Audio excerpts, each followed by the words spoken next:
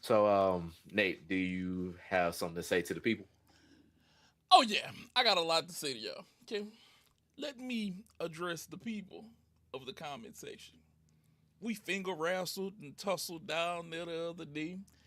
Instagram, I didn't even get to y'all. I didn't even know that y'all was over there slandering your boy name. But you know, AI is a mother. Hmm. AI is a mother. It takes what you say. None of y'all went and watched the whole live. None of y'all. None. None. I picked up the phone. Who is this calling? Nobody. It's for you. Because none of y'all was there. Y'all wasn't shooting in the gym on the podcast with us whenever I was saying what I was saying. But now all of a sudden, everybody, you got an attitude because of a clip that you don't even know the whole context to. Shame on you. Shame on all of y'all in the comment section. Coming for me? Coming for me? You don't even want to look. You don't want these problems. Trust me. You don't want these problems. You don't want them. Trust me. Look, hey, it's like dealing with the black Brock Lesnar over here. Okay, I'm letting you know right now. It's a different situation. Now, with that being said, and me addressing all the peons out there with lack of brain, I'm gonna go ahead and I'm gonna drag in somebody now that we've haven't seen in quite some time. And bam.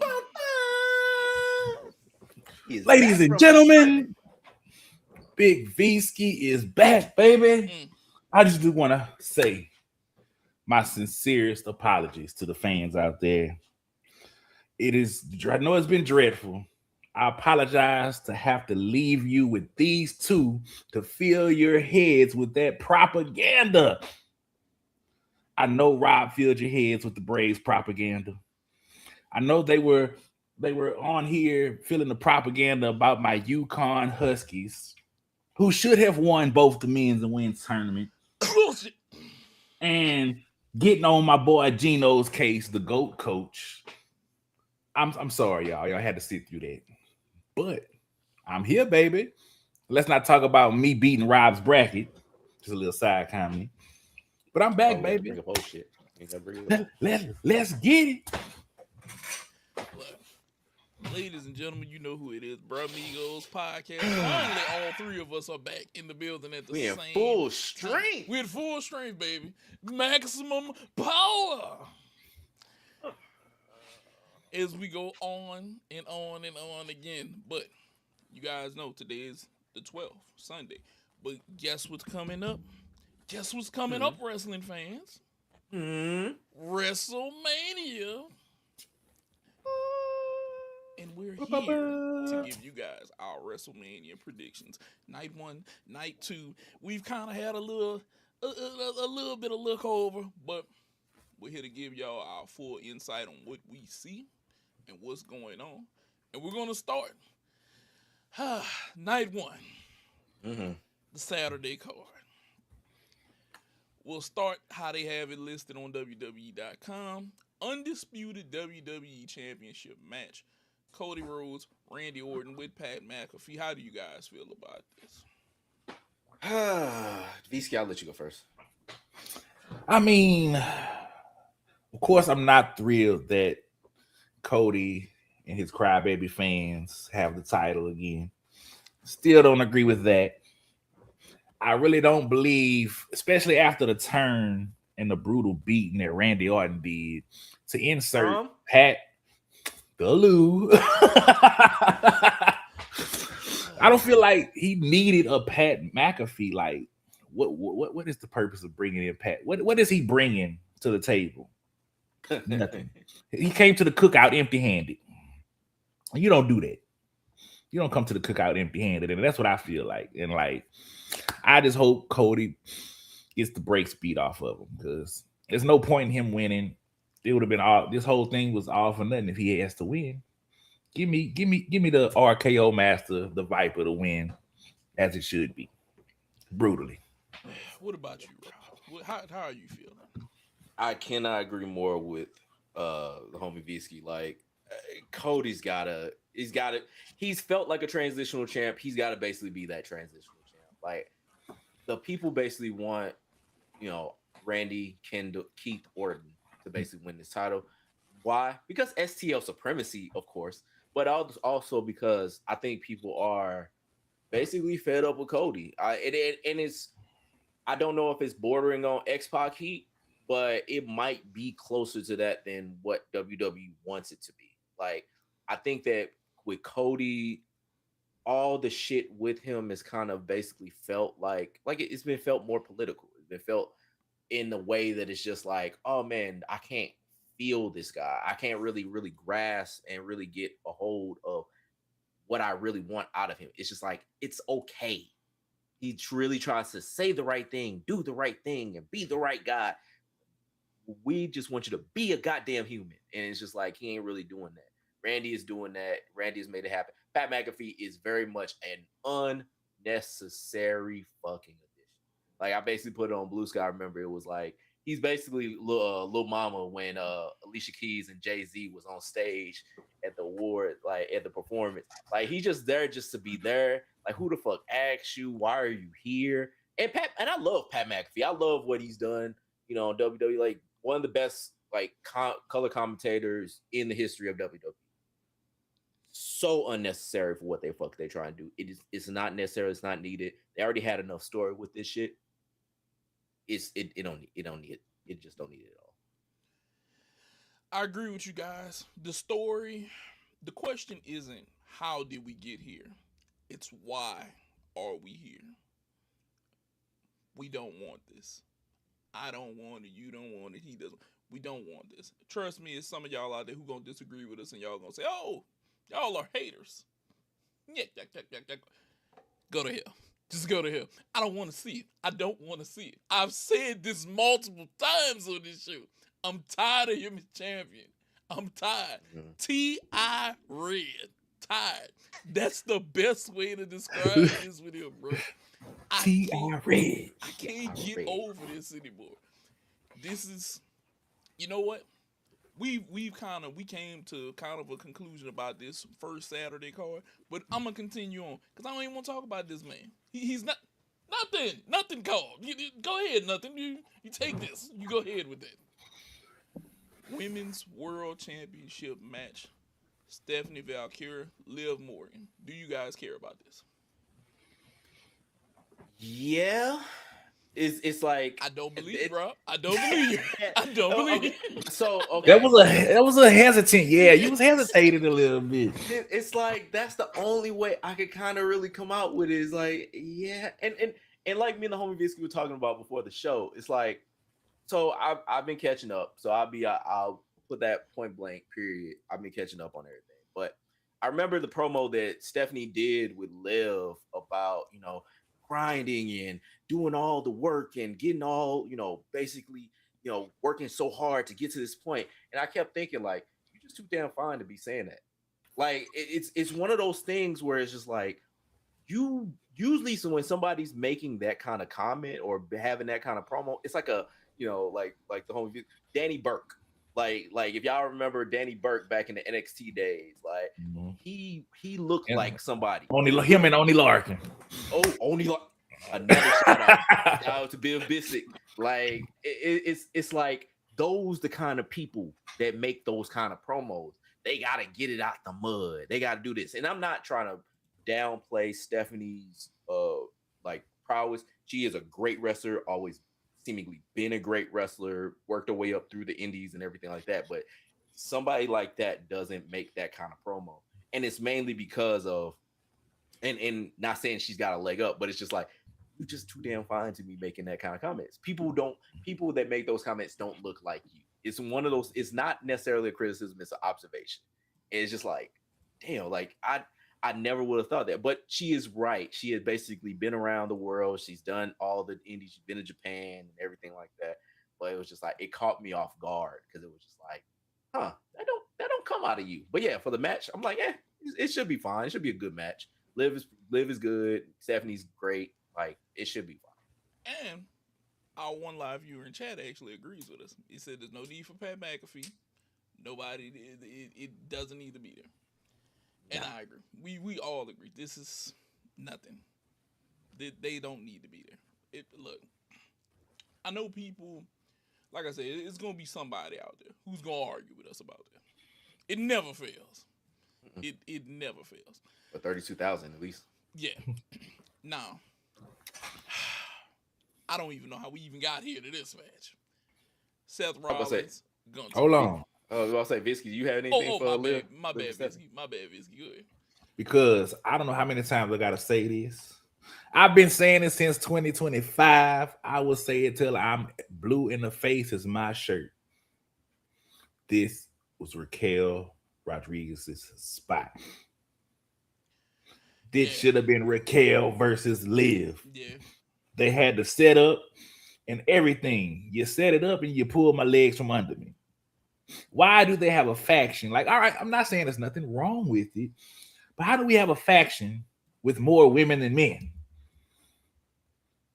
It's kind of crazy. They got 3 women and 2 men because they didn't kicked out Finn. You have no more original members. Zero. This is the Bullet Club. You're just kicking out people. And come on now. You set me up. Raquel deserves a spot because she has been prominent. She's the one that's been working her butt off. She's the one that's been grinding. She is the one that deserved the spot. She has earned. I feel absolutely agree. And I've always been a Raquel skeptic. Nah, she absolutely has been on fire for like the last few months. Like I 100% agree. This should have been at least a triple threat. At least. She needs to go solo. Now she's ready for her solo spot. She don't need to be tagging along with people no more. At all. This is I don't know. I'm kind of disappointed in that match. It is what it is. It is what it is to me. But you're right though. This should be Raquel versus Liv. This shouldn't be Stephanie. I don't know why. WWE does stuff, and you know what? I'm gonna show you how WWE does stuff with this next match. Seth Rollins versus Gunther. How did we get here? How did we get here, gentlemen? What did I miss? What did I miss? Chat. What did I miss? What did I miss? Like, why am I here?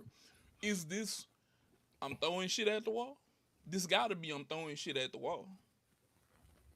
What other explanation is it? I watch it twice a week and thought I missed the episode. I was like, did I miss something? Did I miss something? What's going on? Like, let me check my dates on Netflix or Raw and SmackDown. Like, did I miss the episode? What's going on? Injuries. That's how we got here. Injuries. Yeah. Because if we're talking about who should have been in the spot, this is probably supposed to be where Braun is supposed to have his WrestleMania match. Like, this is supposed to be Braun versus Seth. So, yeah, because like we're gonna talk about some other matches that have to do with the division, but it's like, yeah, this was supposed to be Braun versus Seth. In period. Like, the whole plans with Bronson actually probably was supposed to be Braun versus Seth, and then Bronson Reed versus Seth. Probably so. And none of those things basically happened. Do you want to watch this? Like, what substance does this match have to y'all? Like, what does it have to you, Visky? What does it have to you? Honestly, it's just like from this. To me, I feel like you using superstars as a filler match. Like they just thrown in there like, because Gunther didn't have nothing to do. Seth came back. I feel like he came back probably earlier than he should have because of the injuries. And now you just threw him with Gunther just because, we need something. We're going to put y'all on. Go make it happen. Make it work. Yeah. Give me an emergency storyline. Something. Just break the glass, the emergency hand. Like, just go with it. Like, just go with it. That's really all they're saying is like, hey, look, do y'all like Seth? Yay. Do y'all like Gunther? Yay. It's that yay boo. And that's really like there is nothing to these two people. It ain't like they have an extensive history. It ain't like there's like these are two orbiting things that basically were bound to clash. It's like, nah, here's this nigga and here's this nigga. Here's 20 minutes. Go figure it out. You know what this is? This is a bitch be quiet match, right? Bitch, we giving y'all these two. Now, bitch be quiet. That's what this is. It's like, mind your damn business. Just watch that. Like, honestly, like this match probably gonna go like 15, 20 minutes, and it's gonna be a bunch of like, oh, okay. That's it. We're going to Bunch of sleeper holes. We're going to be able to come back to this match, and then we're going to be like, still no purpose. It's because it's not going to matter how good, unless there's just an unforgettable spot in that match that we're going to say, damn, that was some crazy shit. Outside of that, this is a bitch be quiet match. This is what this is. Oh, yeah, be quiet. I gave y'all 2 superstars, be quiet. I don't agree with it. Now, I don't want to circle back on y'all ones, but this just popped into my head. I don't want to circle back to Randy and the phone spot. You have a phone spot, and it's fucking Pat McAfee, like Joe Horn. With with Randy Orton was on the phone. Oh, I didn't see it. Rob is behind y'all. I forgot. Yeah. I wish we would have been covering that, because whenever they did the phone spot, Visky, I'm not gonna lie to you, I was like, you can put whoever you want on the other side of that right now, because all you gotta do is make it work and make it be genius, and you got a hit. And you gave me goddamn Pat McAfee. You sorry son of a bitch. You fool. Hold on, is this like Danhausen? Like what we were talking about with Danhausen? It's yes, like, the box. Here's this guy that you guys tried. Like we're like, oh, who could it be? Is it this? Is it this? And it's like, what the fuck is this? Don't get me wrong. Pat McAfee's had like good interaction, but you could have gave me anybody else over there. You know what you could have did? You could have threw in the final boss right there and just had him just come in for a second, and it would have went, the crowd, it would have went crazy. They didn't even have to do it the next week. They could have held that out till Mania and be like, I got somebody coming in Mania, and then decided who they wanted to bring. They could have exactly. They could have held that shit out, because guess what? What if you could have pulled The Rock for this? What if that would have been a lot better? What if Voices comes on, he walks out, and then right after that you hear the final ball shit come on, and he escorts him to the ring?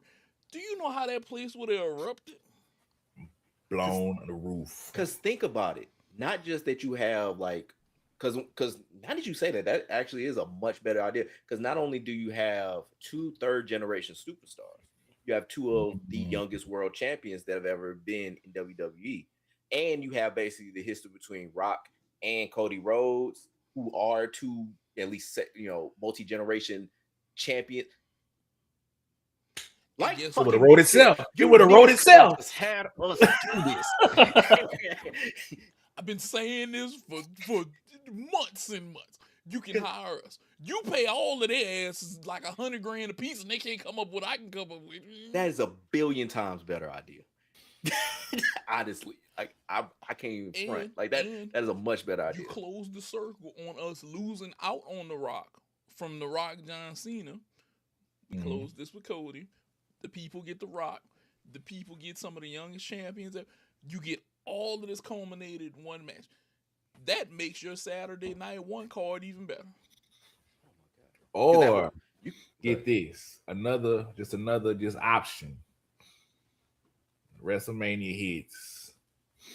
It's none other than his brother. Oh, Dustin Rhodes, or whoever you want to come, Goldust. But he comes back. It wouldn't have been Goldust. Nah, you had whoever they wanted, but he comes back and actually turns, on his brother. That'd be cool. I don't think Dustin gonna ever set foot in WWE ever again. Though. Yeah, probably not. But I'm just saying that would have been something different. That's if because they haven't inducted him yet, have they? No, I don't think so.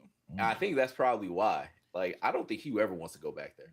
But it's so much that you could have played off of with the telephone, and like we could have held that shit out. The Rock would have been the perfect idea. No, The Rock would have been the absolute perfect idea. And they just spoiled him. You gave me goddamn Pat McAfee. I see his ass all the time when I'm flipping channels. I feel like Samuel L. Jackson on Coming to America. Who the fuck is this asshole?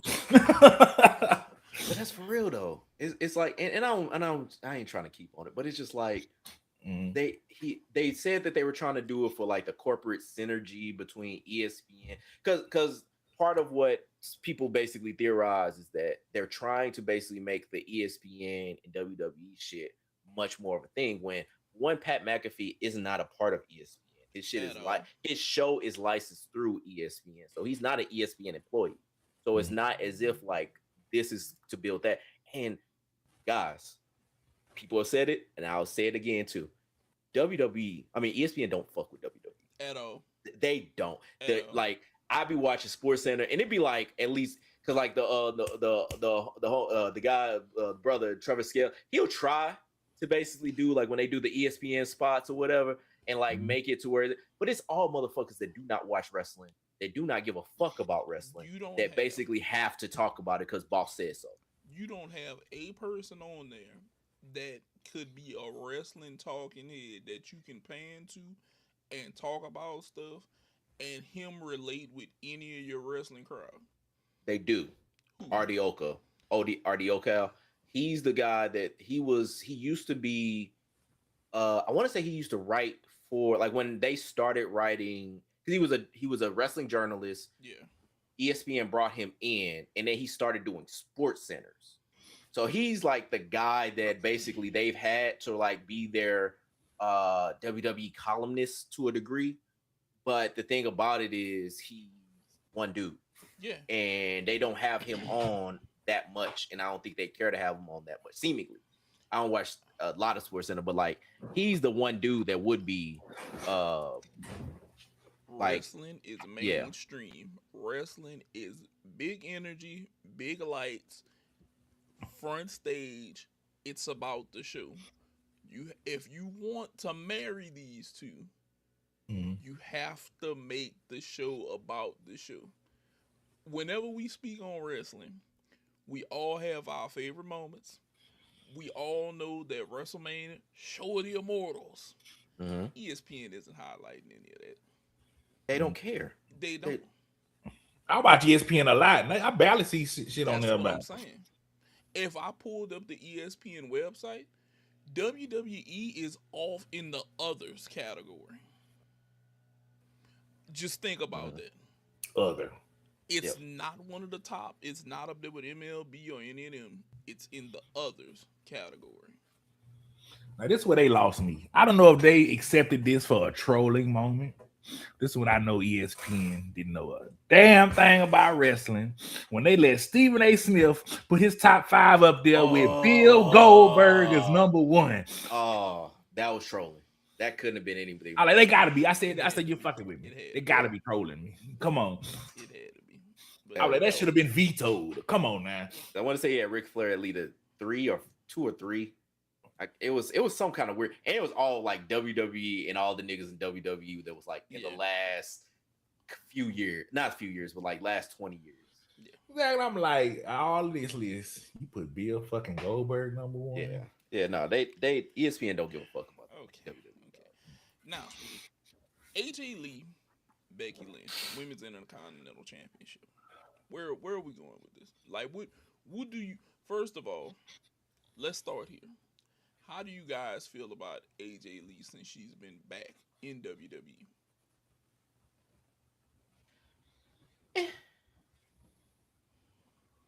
See what he just did? Do you see what he just did?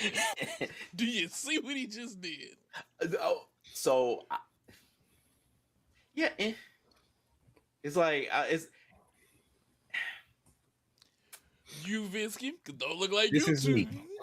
This is me at WrestleMania when that match happens. Y'all want something from the concession stand? Same. She cool. She hasn't lost much of a step, but it's one of those things where it's like I'm glad she's got the closure that she wanted, but I feel like she can close and I haven't really. I'm like, she cool. I like her. I like that she's getting a chance because it's like the same thing with Trish. Like, hey, you guys basically were at a time when shit was kind of more bleak, for women's wrestling, and now you're at a time where shit is like on fire, and now you're getting a chance to like touch that fire. Like, I love that for her, but I don't think she's necessary at all. It might be just me. Forgive me because I was not totally there for the AJ Lee era. You know, that was part of my my in and out breaking era. So maybe because I wasn't witnessing the AJ Lee era itself, I'm not hip on it. So that might be something too that brings me down. And I haven't been hip on Becky too much since she's been back. To me, she kind of just promo wise, entertainment, and not even wrestling wise, entertainment wise, and mic skills. Everybody said it, she's one of the greatest. Everybody says it. Sports Illustrated says it. Bleacher Report says it. I think they had her higher than a lot of men on their list. I'm like, what? She is one. Hey, for a talker, she is, I would say, the best women's talker I've ever seen. She's one of the best talkers WWE. For me, the whole man, Becky. The man and Becky 2 belts was her peak. I don't think she can come up with nothing that's gonna ever top that. I mean, like I said, I like it when she does the everybody says it, Sports Illustrated says it, Bleacher Report says it. That's my favorite shit, like right now. Like I do love that. Because the man, the bloody face and the Becky 2 belts era, Becky 2 belts. That was gold. That was gold. Yeah. I'll say this. I don't think AJ Lee had something that big because I was there watching for AJ Lee. Now she did have like her little kind of psycho run where she was the crazy woman. That was cool for her. Yeah, she didn't have nothing quite as big as Becky. But what you say, Rob? No, I'm sorry, I'm interrupted. I don't know. Match wise, I'm kind of with Visky. We go and grab something. Concur. Yeah, let me get a little quick snack. You talking to somebody who don't get up at a wrestling event? I don't get up. Yeah, I sat there for the damn 10 hours for 34. Oh yeah, I never forget that shit. That's what I'm saying. Now, still in. Oh, go ahead, Rob. I was gonna say the best line I've ever heard. One of the best lines I've ever heard in wrestling is that when she was talking about Brie who we about to talk about in a minute, Brie Bella and Daniel Bryan. She was like, she said wrestling isn't sexually transmitted. Wrestling skill isn't sexually transmitted. That's still one of the best lines I've ever heard. Hey, I was like, wow. I was like, and I remember watching that live. I was like, she said, yeah, wrestling skills aren't sexually transmitted. I was like, oh my God, she got a shooter. Yeah. Look, you aim me. You take shots. It's like, nah, nigga, no, we get it in blood now. Yeah. Fuck this. That was a headshot right there. I'm like, ooh. Ooh. Oh yeah, that's a bad one right there to take. Now, the WWE Women's Tag Team Championship Fatal 4-Way. Okay, so okay, Rob, we clearly know where you're going. Nia Jax, Lash Legend, Charlotte and Alexa, Bayley and Lyra, and the Bella Twins. Okay. So if these two are back to back, I got enough time to cook something. I got enough time to cook a quick meal. I can go to the bathroom and the concession stand. we got time for stuff today. We have time for stuff today. I don't look before I sound like a six. I don't hate the women wrestlers, but I don't like this match. I just don't. I feel like, it's going to be a snore fest. Maybe there's a spot we might get. Maybe there's a spot we don't know about. I'm not totally on the same page as these two. Because for one, you got my GOAT in there. So I don't care how nobody else fit. Charlotte is the GOAT. You got my GOAT in there. Then I'm kind of excited. I'm kind of excited to see what they're gonna do with Lash. If they're gonna give her some big spot.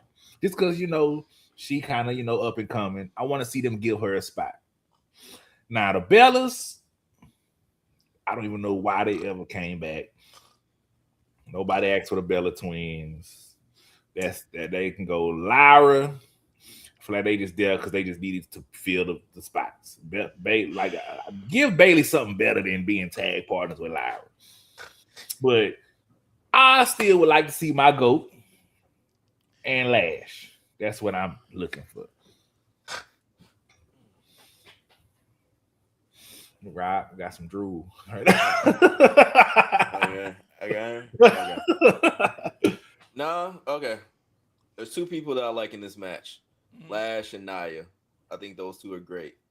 Everything else could get thrown away. I don't give a fuck. I couldn't give a fuck about this match if I tried.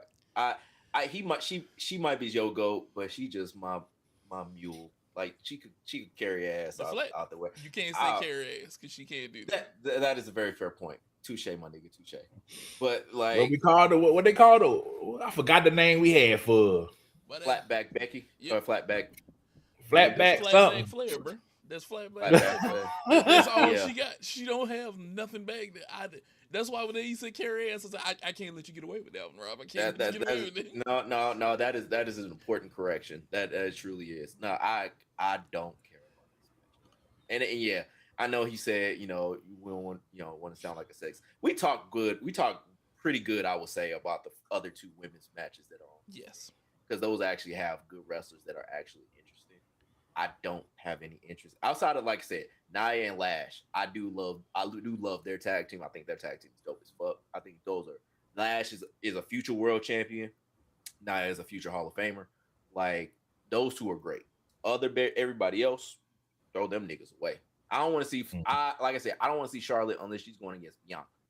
That's the only match I really care to see Charlotte ever go in ever again. But Lyra and Bayley. I've talked about Lyra, how much I don't give a fuck about her. And then the Bella Twins, out you go. Like, I see ya. Yeah. Why should they go be with her husband on AEW? You would think. Like maybe look. I think I try not to talk about AEW because I think they do really good things, but it does seem like a lot of spouses really don't go to the same company together because somebody seems like they got good insurance and the other doesn't seem like they have good benefits. I don't know nothing. I haven't heard anything, but it's like it seems like that seems like a constant thing. Like, hey, I'm gonna be over here and you be over there. All right, because how many people basically like went at the same time with their mate? So like what? Well, not at the same time, but like eventually went together. What? Mox and Renee. Yeah. On the top, I think of you got what's it, Ricochet, and she went for a little while. She was for like a tad bit. Okay. When they not together no more, but Adam Cole and the Doctor, Britt Baker, when they were together. But that's it. That's true. But no, I think Adam Cole got fired, wasn't it? Did he get fired? The injury. I don't know if the injury angle was real or part of the story. I think the injury angle was partially real. I think is how it was. It was something like that. I'd have to go back and check it out, but I think it was partially real. Yeah, I think. But yeah, no, it is to where it's like they ain't really trying to go together. Like, I haven't watched AEW all that much either, so I watch a lot less AEW than I watch AEW. Yeah. Now, Jacob Fatu and Drew McIntyre. I'm interested in this match. This is a match that I'm interested in. I get vigorous head nods from Rob. He's definitely interested in this. I think we all yay on this one. Yeah. All yay. Meaty men slapping meat. There it is. This can be a very good and unsanctioned match. Unsanctioned match. This. It's always because it's never just because it's the match is called an unsanctioned match, so it's an unsanctioned match. Match. Which is crazy as that sounds. It's technically you gotta categorize it. It's an unsanctioned match. Mm-hmm. Like, look, I don't make the rules of how this is categorized. All right? Yeah, that's just how it is. I can't do anything about that. So unsanctioned match. Possible show stealer is what I got. Yes, definitely. For the first night, definitely. Correct. If I had to bet, this is my probably match of the first night. Yes. This is probably match of the first night. I think this is gonna be the wow. This saves night one. Okay, cause the rest is Mhm. even this one. 6-man tag team match. Logan Paul, Austin Theory, I Show Speed, the Usos, and LA Knight. Another nap, bro? You mean I get 2 concession stand breaks in one night? 2 in one night. Look, I feel like you could use Logan Paul maybe somewhere else. I Show Speed is a streamer. Yes, he's popular. Yes, he's probably going to take some crazy ass stunt. LA Knight was on his stream. Yeah. Okay, where do we feel the Usos are in like all of this? Like, where does this put them value wise to the WWE? I mean, since I have been watching, I've been watching it. I don't know. Like it's just like they're just. I've been watching it. I don't feel like they have a place. Like I don't know that they sometimes you'll see them with Roman. Now you're seeing them with LA Knight again. I thought him and Jay hated each other. They never fixed that. You know, like all of a sudden they're in a 6-man together. Like so are they helping Roman? Were they doing this sometime? And all of a sudden they with LA and I know they lost the title. So why is it not a title rematch? So why Artist Not Now chat says he's rooting for the Usos in LA Knight. Yeah, because I don't want to see I Show Speed and win, but we're not completely committed to this match because of what it is, bro. Like I need something in this match. It can't just be no straight up and down. Are they family and they gonna work it out, Artists? Yeah. I mean, they've turned on each other so many times. Like to your question. He said, "Hell yeah." Hey, to your question, dog. Where are they in the company? They don't know. The company don't know. I don't think they know. Because it's like, where do you go? Like they've won the tag teams a billion times. They've main evented WrestleMania as a tag team. Yes. Jay has basically won world titles. I think they wanted Jimmy to win titles, but Jimmy can't stay healthy. Like I don't think anybody knows what the Usos basically are where the New Day is now.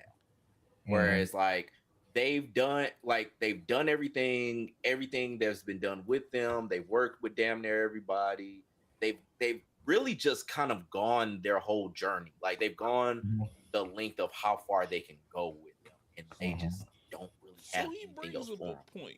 Do you guys want to see the Vision lose the titles? I don't want to see the Vision in my life. Yeah, it's like it shouldn't even be the Vision anymore. It doesn't even need right to there. be. Nobody wants to see them right I don't now. think that answered your question, bro. Was like, it's like I don't like them niggas. I think they need to get rid of them. They just need to slowly and surely stop using the Vision. Now that Steph and turned and everything, like just get rid of the whole Vision. Tired name. Third eye blind. That's what those motherfuckers are. The whole Vision angle went sideways at a point, and we just never got it back. The injuries, fuck them. Like that like Bronson and because Bronson, well, the Bronze, yeah, Bronze squared. They are the Vision. These niggas are just the like contacts. They were the tag-alongs. They're just like the extra eyes. It's like the only thing I approved Cody Rhodes said. You know what they are? They are the walk-behinders. Yeah. That's what they are. Yeah, which is crazy because Logan Paul is a really good wrestler, and Austin Theory is a future TNA champ. And so, like, between both of them niggas, it should be basically like there should be something there. He said he thinks Danhausen cursed the Vision. And that's why they injury prone. You know what? You know what? That's a good theory. Right. That is because the timing of those niggas getting injured is very like crazy because it was like back to back. Like, you know what? You got a point, bro. Like this, and look, we all know injuries are a thing that like it happens. you say that they didn't fit together. Okay, so here's my thing.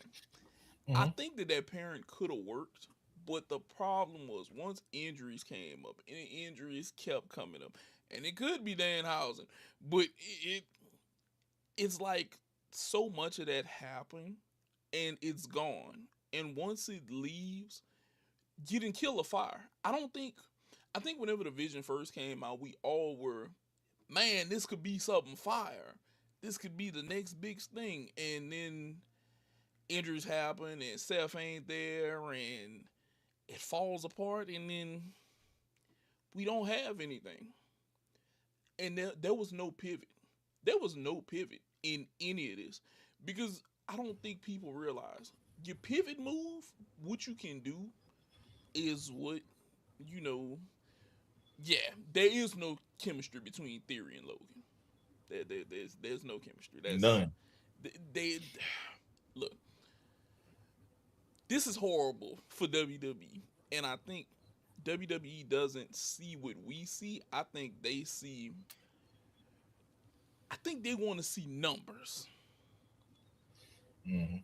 Yes, because the matches, because like on WWE.com. So what ESPN has said is that they're going to actually air for the first time ever. They're going to air WrestleMania matches on ESPN programming. So like the first hour of WrestleMania is actually going to be on for Saturday. Is going to be on ESPN 2, and then on Mhm. Sunday the first hour is going to be on ESPN. So they're actually going to show WrestleMania. So even though we say like, hey, they're not really invested, this is a big kind of deal. Even though this is on a Sunday, nobody really watches ESPN on Sunday, so it's not too big of a deal. But this is a fairly big deal. But in this Yes. match, this is one of the matches that's going to be on ESPN 2, probably because you got one of the biggest streamers on that's still out there in I Show Speed, and one of the biggest streamers all time in Mhm. Logan Paul. You got to put that on TV. So that's what this match is for. And then you got LA Knight, you got the Usos, big names, and then you got, like I said, future unemployed Austin Theory, and yeah. So it's like that's really what you have all together, and you're trying. I'm sorry, they've been trying to basically make this Austin Theory thing happen, and this was supposed to be Austin Theory's last chance. I think the vision is supposed to be his last go. It's like, hey, if this can't work, this is it. You out of here, buddy. And I'm fine with that because I think that, Mhm. like I said, he is a future TNA world champion. He's going to own that place just like Nick Nemeth and all these other guys that basically were cast offs from WWE. I John think he's Cena going to be buried him. just fine. John Cena ate him alive. John Cena tried to basically be that. He tried to have that come to Jesus meeting for Austin Theory. And Austin Theory, for a small glimpse, got it. And then it just went back to square one. It was like it never, and it was partially because John Cena sandbagged that fucking match. Yeah, they are But trying to make fetch a thing. This is true. that's exactly it. It's man, look, we could go on about this, but what it comes down to with these people, wrestling fans, we're kind of finicky, and the art of the story means something to us, and who you put in the story means something to us because we remember things that are great. We remember the Booker T Austin grocery store thing. We remember silly things like Hollywood Rock and Hurricane Helms. We remember Stone Cold and DX, Little People's Court with DX. We The remember first Money this. in the Bank. Edge going to his house, We everything. remember all of this, but I don't think they think that we remember, or they don't value it as much as we value it. Because in the end, for example, this Gunter match, we're not going to remember this match. We are not going to remember Gunter Mm. wrestle on the show of the Immortals against Seth Rollins unless they do something mind blowing that we all cannot deny. But then what's going to come back to us is this. Everybody's going to say, well, why did they have that match? What was they beefing about that we got that match? And we're all going to draw a blank, and we're not going to know how we got there. And we're just going to remember they did something cool there. This is my last comment on it. What this is showing me, especially night one, we are missing the creative of none other than the road dog Jesse James. Yeah. Because I watched the newest season of Unreal. They shitted on all his ideas when I was like, damn, he got the best ideas in the room. And they shitted on all his ideas, and now that he gone, this what night one looked like, his replacement. And to your point, if Gunter is a career killer, why is he going against Seth? There's no career being killed. We're just in the room. And Seth is probably gonna go over, I would think. But to me, Mark C on the test when you don't know the answer. Exactly. That's look, hey, that's that spelling with the scan trap. Ab, dab, tab, dab. We about to spell words on this is about to happen. And look, Gunter, first of all, if Seth goes over, we just kill his theme. Being a career ender, we just kill that theme. That was pointless. I mean, hold on. It still can't happen. Let me reason with you why. Go ahead. Because Cena could have just went out on his feet then. We could have just let Cena go out on his feet. If we gonna feed the career killer to Seth at a pointless match, he loses. So Randy Orton went against people when they weren't legends. Like the legend killer time was like a short in time where he was like killing Mick Foley. I think who else Creed? I think he get Flair. No, that was or was HBK. Oh, there you go. Yeah. So I mean, he killed careers, but it was to where he still went against people. I get what you're saying because it's like, hey, this is the person that you have here to demolish me, which Gunter did. He got Goldberg, got Cena, but this is just. We've said it. It's the here nigga damn match. Yeah. This is the here nigga damn match. And to Chad's point, look, Seth is always gonna go away. It was a last minute match to get Gunter in, but you could have gave me Gunter the ultimate promo of who he's gonna get next. It could have been him going out there and promoing at whoever the winner is of the Cody Rhodes in whatchamacallit match. You could have had him go out there and cut a promo and say that they were the next person. That you're next on my list. Your legacy isn't sealed because at the end of the day, I'm gonna get you. Yeah. I'm gonna get all of y'all. It could have been something like that, and I would have been fine with that. But yet, you told me, bitch, be quiet here, take this match. Honestly, and I'm tired of it. Only other one. Rob, I ain't about to go ahead, Jarvis. Night two. He could have came out there to challenge the winner of the CM Punk reigns to lead up to next WrestleMania. Not nothing happening recent, but kind of give you a little bite of what might go on next WrestleMania. Yeah, I would have rather. I don't need CM Punk to think that he might stick around. Not even I don't need him to even think that he might stick. Hey, hold on. A lot of thoughts. You just went for a grenade at that man. Only half of them appropriate, but it's like it's like it was like like the old old women are kind of players about this shit. It's like they like when you hear like, oh, Mr. Thomas coming around, it's like, yeah, that's just grandmama friend. Like you said it like an older lady, like or the old dude is just like they messing with somebody. Is like, look, I want them to be too comfortable. Exactly. All right, look, I know what y'all be on, I know what y'all be talking about, but like this is what this is supposed to be. So don't think that you're gonna be here tomorrow. Yeah, don't. I don't look. It's a million ways I could figure out. Exactly, bro.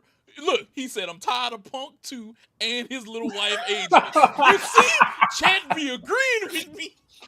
And I don't want them around here. I'm ready to get rid of them.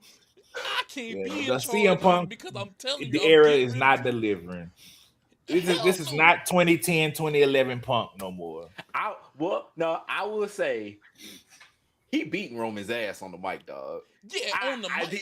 In these promos, he is beating Roman's ass On the mic, like, but we know what we about to get. I don't know about beating his ass now. I think he's got him good because you could see like Roman, and I know because we about to I guess talk about that match. Yep.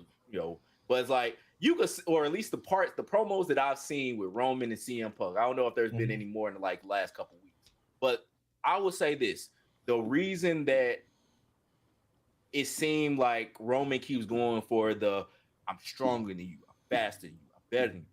That's all he got. It's Takeover versus Ether. Like the Ether was I'm your mama got a third leg. They call it it's like a I don't know. But basically it was just Jonin. I know that was not good. But it was just like I'm here, I hate your guts. You ain't shit. Fuck you. Where Takeover was like, your records don't sell. I smash your baby moms. I talk about other niggas that's not you. You ain't shit either. Like it was more granular, like everything versus like I hate your fucking guts, you ugly motherfucker. Like that's what Ether was. And that's what Roman got. He's like, I just hate your fucking guts. While CM Punk is like, nigga, I'm so much better than you. Look at this. Boom, boom, boom, boom, boom, boom, boom, boom, boom, boom. You know why though? I feel like the shit Roman wants to say is not approved. It might be. The Colt Cabana shit. I feel like certain shit like that. I feel like it's not approved. I want to say, didn't he allude to it though? Somebody said some shit to that point though. Chad is like right about Colt. We need Roman to win this because we have to get past CM Punk. We need him. Look, we need this match to be all right. What you about to say? Oh no, I'm my tribal chief. I'm agree. My tribal chief got to win. 2 Superman punches, and then I'd love to see him GTS him on the way going out and just put him down because I don't want him here. He's part of this.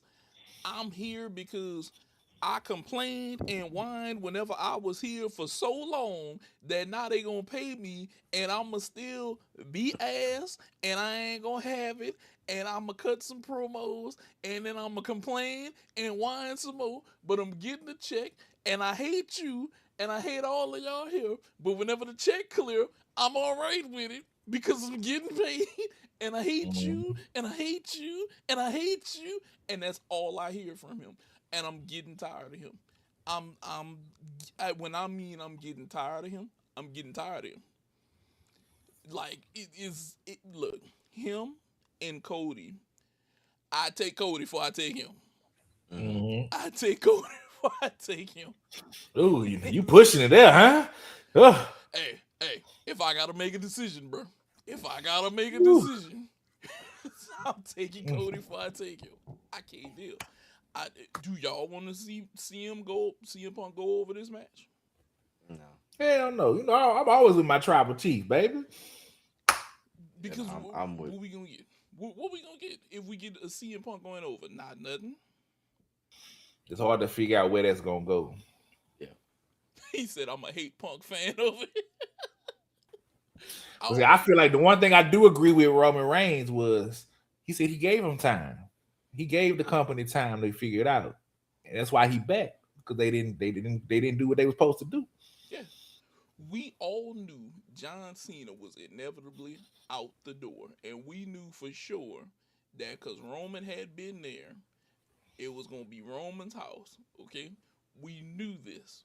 We were all okay with this. We were okay with the bloodline and the people that he's brought in because he's brought in quality wrestlers. His family is a bunch of high-end quality mic guys and wrestlers. I don't care. Call it nepotism. I don't care. Here, nepotism's on the line.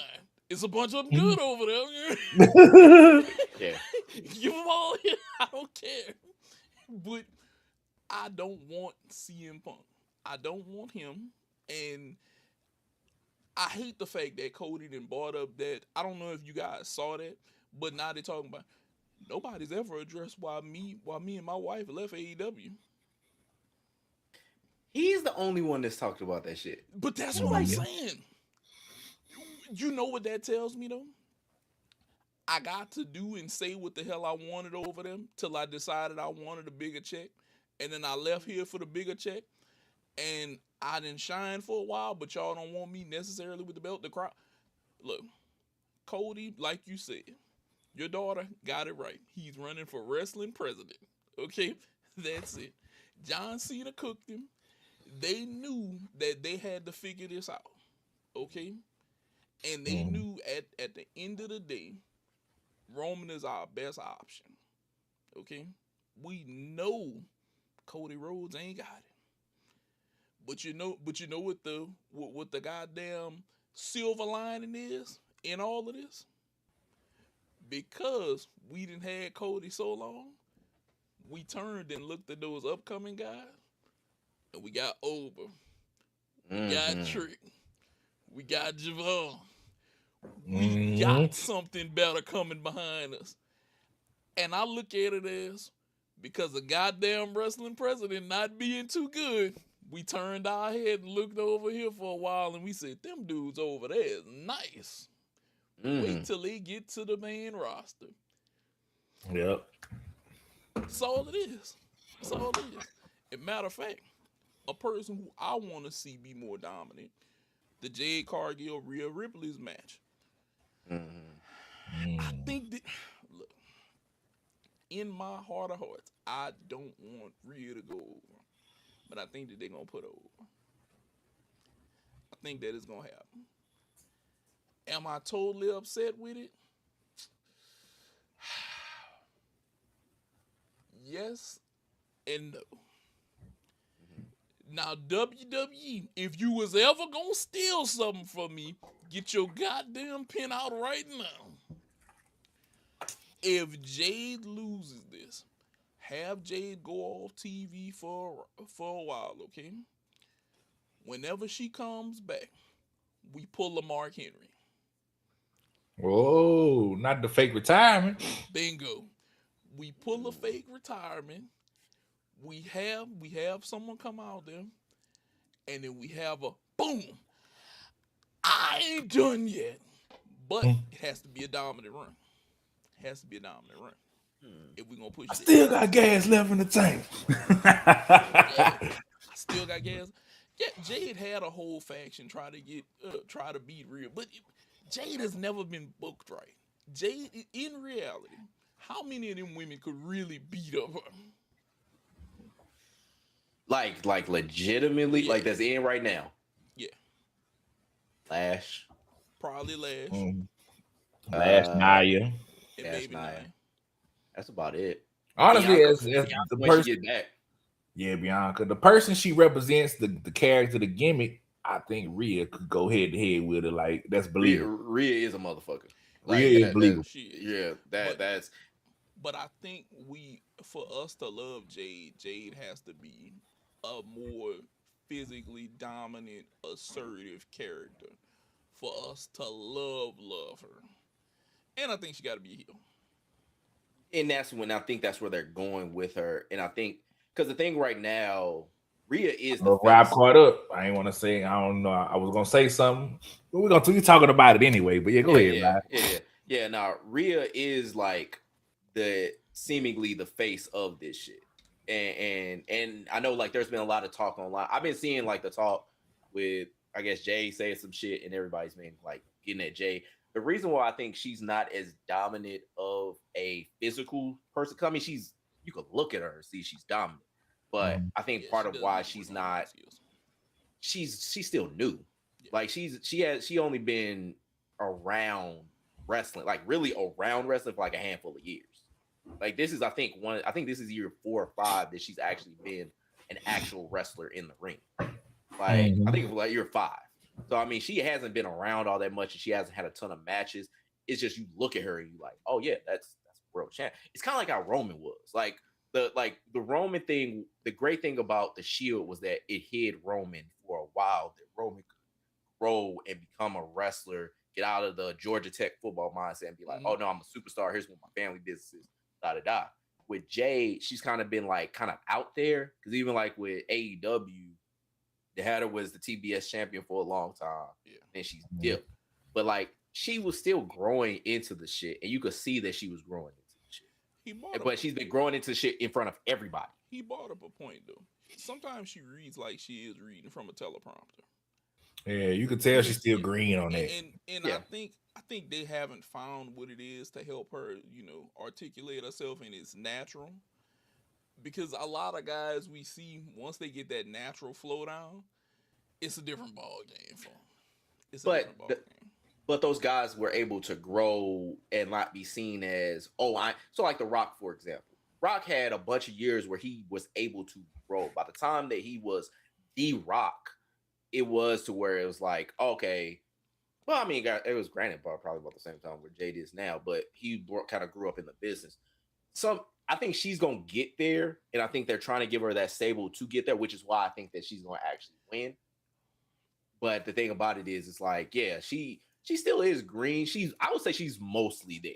Like, I've been a fan of her being a world champ and everything like that. I think she's mostly there. I think she just ain't the perfect cell yet. She's at that third cell, you remember whenever I told you about time, she needed as much wrestling time and experience? He just said the same thing. He said time and experience is what she needs. We don't see her enough. Yeah, but that's because she's a champ, and that's been the kind of like double-edged sword. Like, they don't want to overexpose it, where basically you get tired of her. But the thing about it is she needs and I don't think they have like as many like live shows as they used to have where shit like this would get worked out. Yeah, house shows. Yeah. So like house shows is where basically all this kind of touch time would take place. Like, people, granted, 300 days a year being on the road is a fucking lot, but the amount of touch time you get to basically be on the road and basically be working in front of a crowd and having to get over a crowd that's either a size of 2,000 people or 15,000 people, and basically trying to work either one of those. You can't do that in practice. You got to do that in front of people. That's why I love live shows. He says she's too busy on X and on Instagram. Now, this is how I feel about everything. Now, she got her two lackeys, but she got lackeys that's not even charismatic themselves. Also true. Her lackeys are lacking. Meechin and B-Fab? Really? Her lackeys. What are you doing, WWE? I'm trying not to be mean. B-Fab, the male kind of like Austin Theory. The female Austin Theory. Like, she looks the part. How dare you give her that much credit? Oh, no. They want to basically believe in her and think that she could be something, but she also is pretty green because we all remember, or I think a lot of us remember, early into, and that's also the thing. Like, early in 2.0, they put her and what was her name? Elektra Lopez in basically that that match where they almost killed each other essentially. Mm-hmm. Like, she's been a lot green and she's been kind of mismanaged. Like, I think that they haven't really done right by her in like trying to get her a lot of matches and a lot of touchdowns, because it seemed like they've been very off and on. Like, they was like, okay, we're gonna put you with the Street Profits and then we're gonna give you this, and it's like she was just kind of more of a ballet. She was just like she was more entertaining with Ashante Adonis and your boy from TNA when they was all in NXT. Hit row. Hit row. But the thing is, though, WWE, look, creative, I'm blaming y'all. Because it's a collection. Because it's a lot of bad booking and a lot of spottiness, and we don't get anywhere. Yeah, it took a village to fuck her up. Yeah, it really did. And look, like you said, they're showing. They may not think this, but they're literally showing us how they fuck this shit up backstage on a regular and just advertising and playing it on TV for us. Because they're showing us it's a bunch of incompetent people back here getting paid lots of money to be incompetent and book something. And it's like, if you want that, I know a few monkeys that I can hire. You go ahead and throw them in there and get them some pins and shit. Yeah. Now, earlier I said I was not a fan of Rhea. Because being in her 7th WrestleMania match in a row. Crazy. But to save this, because who's in the match? WWE. If there's any time for you to fool us fans, the Bianca surgery finger surgery better be old pictures that you're using to make it seem like it's new. Then we get the getting the Bianca return at WrestleMania in this match for whatever side she wants to be on. I don't even either side. If they was to pull the wool over our eyes, it was like a couple months ago. They showed the pictures with her fingers. She was like 12. She had 12 surgeries, 11 months, something like that. So if they was to make this, they made it seem like it was fresh. But if there was old news and she really do come back at Mania, I feel like that could save it for me. Because Rhea Ripley, she jumped Meechin. Then not too long after, somebody beat up B-Fab backstage, or the other way around, one of the two. But the timetable was too close for it to be Rhea Ripley beating up both of them. The timetable was too close. I can see where we're going with it. Yes, we do need Bianca back ASAP. The women's division. I'm on my own. Yeah, they need against the wall. Hey, women said I'll never fall. Okay, my time. So, moving on to night 2 though. The Demon, Finn Balor, Dominic Mysterio. How do we feel about this? Like, how do we feel about this particular match? Because I think this could be a good match. Yeah, but get the Demon again. Dominic. I like Dominic Mysterio. I'm for it. Same. I think it's gonna be a really good match. And it's the end. It's the end of Judgment, or nearing the end of Judgment Day and everything. Like I can't wait for it. Can I say this? And maybe I'm on a lone boat with this one. The Demon needs his run now. I think the Demon needs. Yes, this is the time. I agree. The Demon needs a run with something. So when you say the Demon, you say the Demon needs a run. You saying like long term, like have it being like the norm where the Demon. Because I don't know if Finn wants that. So let's say, okay, we know how. Let's say the Demon King is like Finn Balor's Superman. Back to NXT days, like maybe we need the run of you may encounter Finn Balor, but whenever it's match time, you're dealing with the Demon King. Because we've never That's what he did in NXT versus the Samoa Joe. To return, we're overdue. We kind of need this run. We kind of need. I think if we get a Demon King, I think we in there. Guys. I think we got something cooking. I think we really got something cooking if we were to get a Demon King run, man. It's long, like you said, it's long overdue. We haven't seen this in a while. Let it be his Superman, and he's his Clark Kent. You may encounter Finn Balor, but you're gonna deal with the Demon King. I like it. Bring it back. Yeah. I was trying to figure out because I remember him saying something about it. And here's a quote of what Finn Balor said about the Demon. This was on Cody Rhodes' podcast. What do you want to talk about or whatever? He said once I came to WWE, it got kind of muddled, the Demon up in a little bit, and there had to be a reason for why the Demon appeared. It all had to be storyline based and advertised. In my mind, it was always just a cool entrance. It was something that changed me into like Braveheart, puts on the battle paint and he goes to war. That's the way it was for me. But in WWE, it had to be, we made him turn into the Demon, or we made him turn into the Demon. He had to get beat up and get beat down and pushed to the limit to then turn into this monster. So then it became the point where Finn wasn't good enough. Only the Demon could win.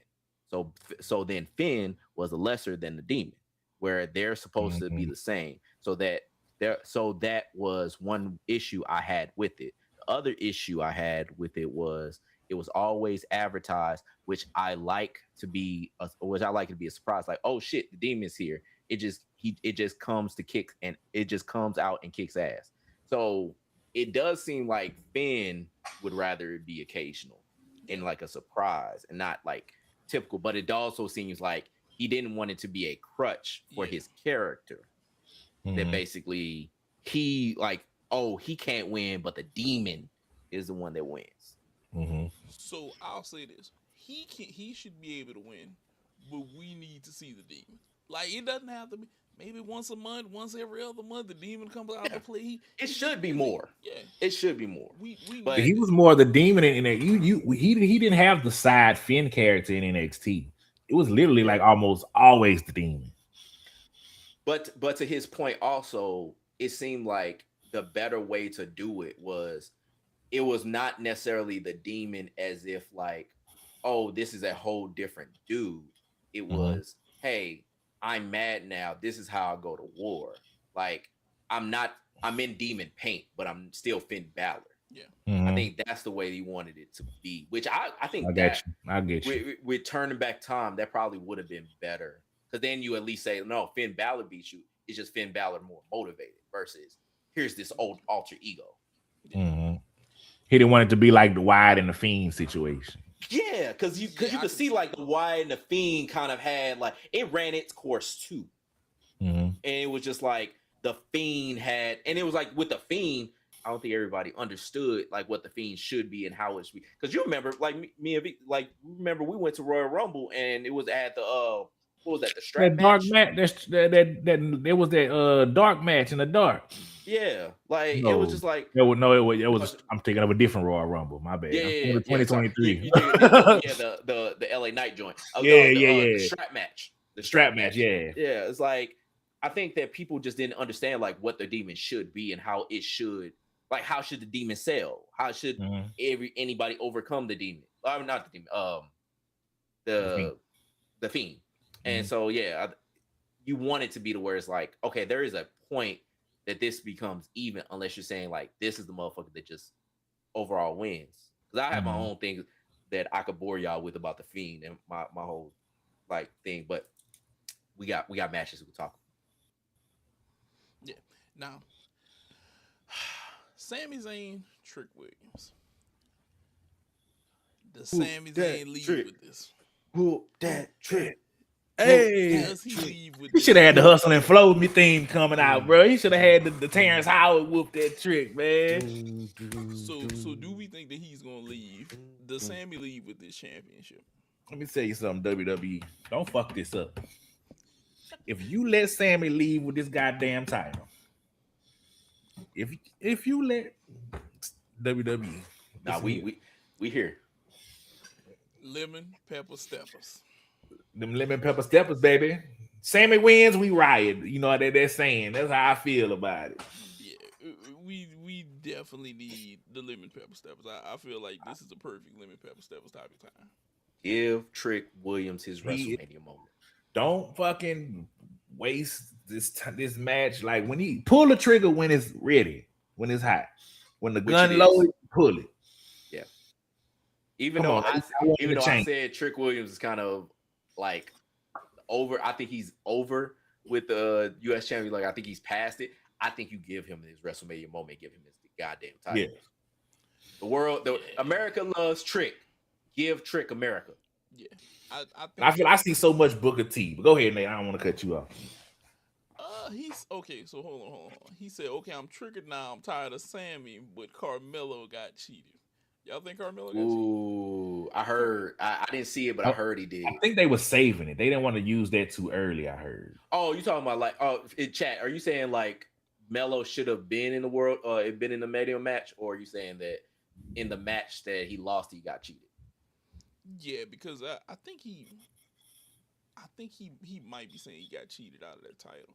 But yeah, gotcha. We all rooting for Trick to win this. Trick has to win this. Yeah, because I'm with Visky. I don't think they wanted to. Trick and Melo's gonna happen sooner or later, but I don't think they wanted it to happen now because it's still early for both of them. And I think they want Melo to be more over before they basically pull the trick on that match. I can definitely see that. That's gonna be. I think the United States Championship with them in it is going to become a very, very, very interesting, like, just division. We have guys coming up that I think they're going to put more eyes on a lot of titles, but I think it's also going to be on our, like, It's gonna be on WWE Creative to make sure that they keep putting the right people in the right matches at the right times. This one is kind of a no-brainer to me. Maybe I'm, maybe it's too much of an alley, but they have to do this, and I think Trick gotta go. It's whoop that Trick and Mhm. lemon pepper stepper time is going down. It has to go down, and I think with that being said, we know it's whoop that Trick all day long. He come out there. He called him the lemon pepper steppers, boy. Since he wear the all white, he got to come with the gold studded lemon pepper steppers. Dog. Yeah, but Carmelo should have gotten his WrestleMania match. That could have Yeah. been his WrestleMania moment. Him and It'll be Trick. I think next year. I would bank on it next year. You thinking next year? Yeah. I think he's gonna have a little run. I think we're at WrestleMania now. I think by the time we get to the end of this year, going into next year, they're gonna be gearing him up to make some type of run, and he's gonna make that push next year. Barring everything goes well for him health wise and push wise and everything like that. I think that we'll see him next year. I do think that we'll see him next year. Okay, now you know what? I'm gonna skip this one, and then I'm gonna go to this Intercontinental Championship match first. Penta, Javon, Dragon Lee, JD McDowell, Rusev, and Rey Mysterio. How do we feel about this? I love this could possibly be the match of the weekend, baby. I always look forward to this match every WrestleMania. You know, Javion Evans gonna do some stupid stunts. You know, he's gonna out this world. And the only thing is the Russo's big ass. I don't know how they put his big ass in there. What he gonna do with all these cruiserweights? He's there to basically beat the hell out of people. Like, I think he just. I don't think Penta. I mean, not Penta. I don't think Rusev is there to like win anything. He's like, ooh, I can hit him, and I can hit him, and I can hit him, and I can. Oh, there's something up there, but I can hit him, and I can hit him. Like, I don't think he worried about that goddamn Intercontinental title, which it could be him to win it all. Because I do like Rusev. I love me some Rusev. I love me some Rusev. Even though I got fucking tired when we basically went there for WrestleMania, went on Bourbon Street, kept hearing fucking Rusev Day. I never want to hear that shit get in my fucking life. Bro. I mean, well, you wore the shirt. What'd you expect? so she was wearing the whole uniform. Like you should have watched what you was wearing. Like, nigga, I was just wearing a shirt. But nah. Man. I'm not gonna lie to you. All of us are trying to draw a right, and I don't want to even bring this up, Rob, but somebody sent me a picture of me and you on Bourbon Street with you in the Rusev Day shirt. Really? Yes. Throwback. I was like, open my phone that day. I just pulled it back up because I had I got the Mark Henry shirt on, but you got the Rusev Day shirt on. Send me that joint. I'm going to send it to you. No. Oh, you think Penta will retain? He might. Penta might retain because I could see. Yeah, I can see that. Because, like you said, Rey Mysterio is old. I don't know why he's here, but he's here though. He's here though because he can still wrestle. Rusev, that is a big question mark. How the hell? it's like maybe he's out there to catch people. Maybe he's out there to catch falling people. I would say JD McDonough is the biggest, more questionable as far as like why is he not? I don't like his big blockhead. I don't like his big blockhead. I don't. I'll be clowning him.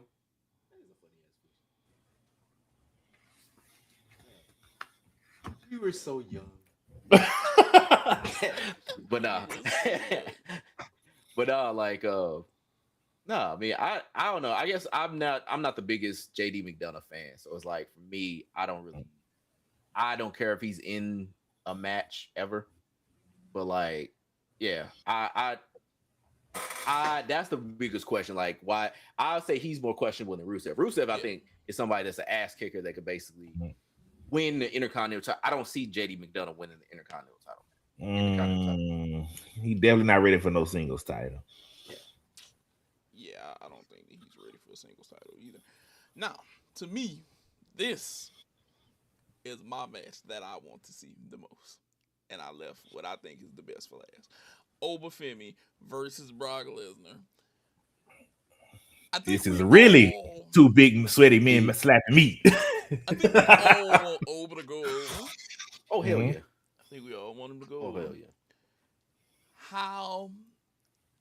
I think this might be a kind of tear down the house match. Mm-hmm. Kaiju battle. Yeah, kaiju battle. This is definitely a kaiju battle. This But- is gonna be crazy. Shout out to Brock for basically putting the boy Oba over. Because like I was talking about before we started airing, like him basically, like the one thing I would say that was like the coolest shit, like when Oba basically attacked Brock for the first time at Raw, and basically Oba put his foot on Brock's chest. You could see Brock holding Oba's foot to make sure it was stable to get the shot for when Oba basically was doing that. So it wasn't like Oba was like, you know, moving around or whatever. Like he was holding it down and holding it there so that they could get the shot. That was cool shit by Brock. Like that's what the old niggas should be doing for the young. Oba is our next major run. Yes. That Oba is the destroyer. He is the destroyer. This is our guy. This is going to be an epic match. This is going to be so much fun. Look, night 2 to me just beats out night 1. Oh, very much. Night 1 is Very much. Night 1 is to the point where I'm looking at it and I'm like, this is I'ma kind of put something on, like I'm gonna put it back here on this TV and I'm gonna You gotta turn back every now and then. yeah, like, I'm not that interested in night 1. Nothing on night 1 that's happening is got me like, okay, I need to watch this. Cause you look, you done threw me 2 bitch be quiet matches. Okay? Mhm. You done told me shut up and take this. You done gave me Pat McAfee. Okay? I don't really care about the AJ Becky Lynch. I don't really care about the women's fatal 4-way tag team match. For 2 in McIntyre, I'm gonna be like, okay, let me watch it. And then the Logan Paul Austin Theory shit, I'm not really interested in that either. Yeah. Oh, they are? That he just said they're selling night 1 tickets 25% off because they're not drawing enough. Yeah. I wouldn't either. Like the matches ain't really that great. Like it's night 2 pulls me in. Night 1 is gonna watch me more than I watch it. That's what I'm saying. But I feel like there should be no reason for that because there's an abundance of talent. I blame you, WWE creative. I blame you every time. I have no choice but to blame you. Because have y'all ever seen the application for them? They paying people like 60 to 100 racks to be back there for creative. And this is what you get. They're getting paid a lot of money for bullshit. Yep. Look, some people don't need their job. All right? Or they need to go back to the drawing board. Because if you had one person in Road Dogg back there coming up with some of the best stuff and nobody else has a good idea, that should speak volumes about what's going on. They telling Road Dogg what we gonna do? Have them face the same person? No, you make up the whole story. Why would you have them face the same fucking person? You can have them face any fucking body. All WWE is doing with their show is showing us why they are incompetent and then putting it on TV. I'm gonna show you why I'm incompetent right here. Boom. They just letting me see the faces of the motherfuckers who don't know what they doing. That's it. That's it. You letting me know who I need to be. You don't know what you over there doing. Give me your job. You don't know what you're doing. You have no clue. And that's what they gonna do. And you know what? I can't be mad. Well, yes, I can, and I will. I lied to you, WWE, just like you continue to lie to me. That's how it is. The never-ending circle. The never-ending circle. They tell me we not gonna run these prices up. Prices high as hell for everything. So I lie to them and tell them I'm gonna buy it, and they never buy it. Never buy it. But I think that we've done a fair coverage of our WWE. WrestleMania predictions. Okay, Hell yeah. so Rob, I see you think You arrived it. Fernando Mendoza should go to the NFL draft. Yeah, so it's not a big gripe, but it's like if y'all don't know, Fernando Mendoza, who's projected to be the number one overall pick in the NFL draft, he's not going to attend. He's informed the NFL he's not going to attend the NFL draft in Pittsburgh. He's going to rather spend it with his family in Miami, which understandable. I get it. A lot of players do that. As of right now, it's only 16 players as far as this Sacktown Sports blog post that I'm seeing that are going to be actually attending the NFL draft. It's names like Makai Lemon, Caden Proctor, Jeremiah Love from Delu. Arvell Reese, those kind of guys. Like they're going to be there. Guys that might get taken in the first round, may not. But Mendoza, who is a number one overall pick, for some reason I think that he should be there at the NFL draft. Like he should be, especially leading the draft. The draft is a TV product. Understanding that you want to spend around family, follow your people's out to Pittsburgh. Like you can spend time there too. You get money, you gonna get money. Just have your people basically do that. I understand, basically want to be at home and all that. And other drafts, like I've seen like with the MLB draft, like what was it? Ethan Holiday, he was with his pops, spending it in the, in there instead of being at the draft. I just think that number one overall picks, especially projected number one overall picks, where there's not really much of a debate, at the draft. Like just go to the draft, be on stage, get the jersey, do all that kind of shit because that's what the number one overall pick should do. It's not like I said, it's not a big gripe. It's just something I thought about. I feel like that's an experience too as well. Like you're not gonna get drafted. You that's want to get drafted once, Right. like especially your family. Give that experience to your close family too. Like have your little table. How they had a little table. Like if it was my mom. My mom would be like, "Where are we going?" Exactly. Like let's go get dressed up. Let's go basically here to get all the pomp and circumstance. Have them praise you because you earned it. You earned being the number one overall pick. It ain't like with the Heisman. You knew chances are you was gonna win the Heisman. You didn't go. Like go to this thing and basically get awarded. Hold up the Raiders jersey. You're gonna be part of Raiders Nation and all that. Probably get booed in Pittsburgh because they hate run deep for the Raiders. But just go to the draft though. But I get it. It's not really exciting knowing you're going to the Raiders. Also fair point. That is also true. It's like maybe he's like, you know what? This is my last chance of happiness. Look, the way I think about it is, well, my paycheck is getting bigger if I go up, man. Yeah. You gotta find the silver lining. You gotta find the silver lining in it. That's all it is, bro. That's all it is. Now, we three here, since we finally have Visky on the show, since we're 2 weeks into Major League Baseball. But I see him squinting up to no goddamn good right now. Am I? Yes, you are. I already think I know where you're going. I already know where you're going, son bitch.